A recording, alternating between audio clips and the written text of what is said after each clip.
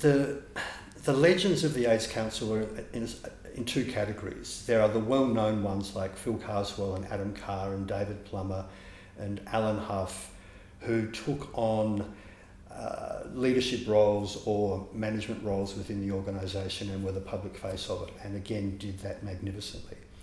And then you had a small number of staff in the early days who, given the philosophy we had then, kind of implemented what the community was deciding needed to happen. And within that, there's a group that often gets neglected, which were a small number of women who worked in the organisation or were key volunteers.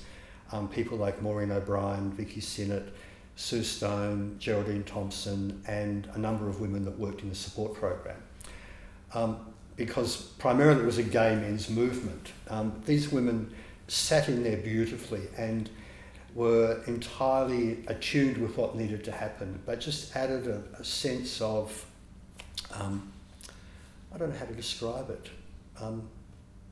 They just helped ground things, I suppose, and they were very much part of us.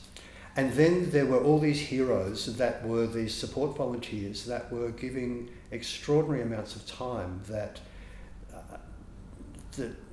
no one knew about publicly, but were just turning up and mopping up vomit and feces and washing people and accompanying them through to their death, and with strangers. And I saw a lot of that happening, and it was extraordinary. I still find it quite moving to think that that's what people were doing back there. So, you know, they were real heroes, and yet no one really knows much about them.